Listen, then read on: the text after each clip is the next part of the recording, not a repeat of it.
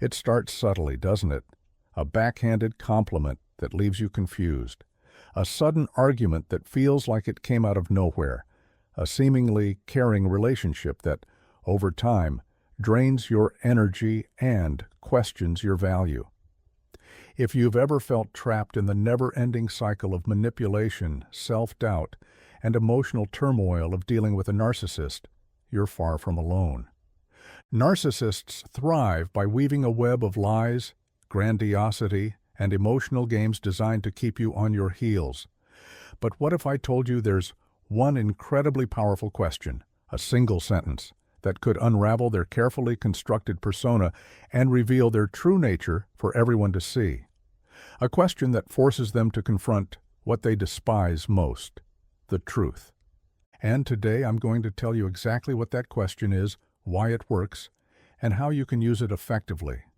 But first, if you're interested in more life-changing tools, strategies, and ideas to navigate a complex world with clarity, make sure to like this video and subscribe to the channel.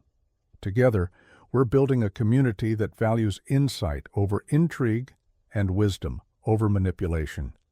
Now, let's dive in. Problem: understanding the challenge of a narcissist. Dealing with a narcissist is not just emotionally exhausting, it's a psychological labyrinth. Narcissists are masters of their craft, self-preservation at all costs. They carefully curate their image and control the narrative of their interactions. They crave admiration, avoid accountability, and manipulate those around them to maintain their sense of superiority. To the outside world, they often appear charming, competent, and successful. But beneath that polished exterior lies a deep fear of being exposed. At their core, narcissists build their lives on a fragile foundation. Their self-worth is dependent on maintaining control over how others perceive them.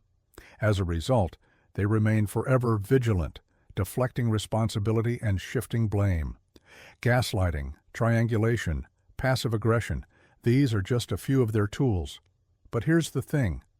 Despite their intelligence and skill at deception, they share one Achilles heel, an inability to truly face themselves. And that's where the power of the right question comes into play. The framework of the question: what makes it work? Exposing a narcissist requires more than confrontation. Arguing with them is like trying to punch water. They will simply redirect, slip away, or counterattack in a way that leaves you feeling dizzy and questioning your own perspective.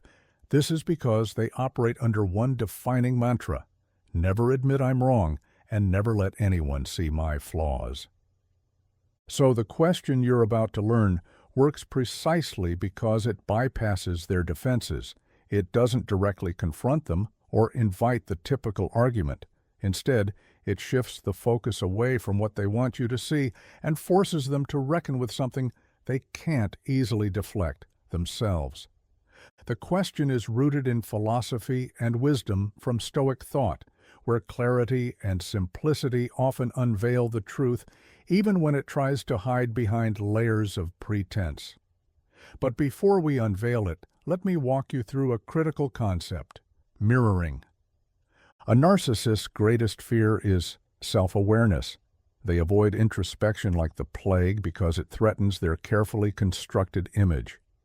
That's why the most powerful way to challenge a narcissist is to flip the narrative, to hold up a metaphorical mirror reflecting the contradictions and inconsistencies in their behavior.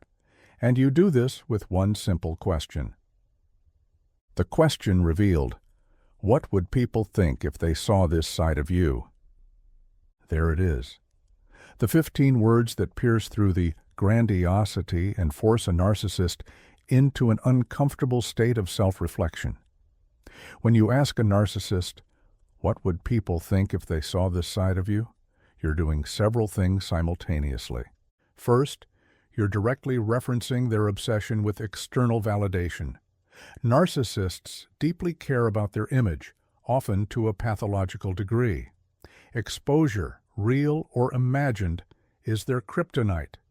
Simply asking this question shifts them into a state of defense, because they are forced to consider the dissonance between their public persona and their private behavior. Second, this question subtly but effectively avoids direct blame. Why? Because it doesn't say, "You're wrong" or "You're lying." Instead, it appeals to their primary concern, protecting their reputation. It asks them to imagine how others, often their primary audience, would react to seeing the real version of them. This puts the narcissist in the position of defending themselves, not to you, but to the imagined judgment of others. And third, it introduces a pause.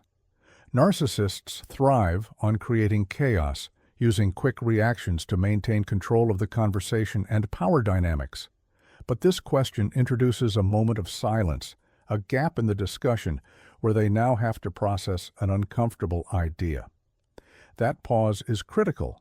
It's the moment where the truth you've placed into the air begins to unsettle them. Analysis: why it works and how to use it effectively. Let's talk about how to use this question effectively. Timing and delivery are everything when dealing with a narcissist. This is not a question to hurl during a heated argument or in a moment of rage. Instead, it's best used calmly, almost casually, when the narcissist least expects it. For example, let's say you're dealing with a narcissistic coworker who's attempting to discredit you in a meeting. Rather than arguing fact for fact or attempting to defend yourself in the heat of the moment, wait until things have settled. Then, in a one-on-one conversation, ask them, "What would people think if they saw this side of you?" Say it calmly, without emotion, but make sure to hold eye contact. Or imagine you're dealing with a narcissistic friend or family member who belittles you under the guise of teasing. Respond not with anger, but with subtle strength. "What would people think if they heard you talk to me like this?"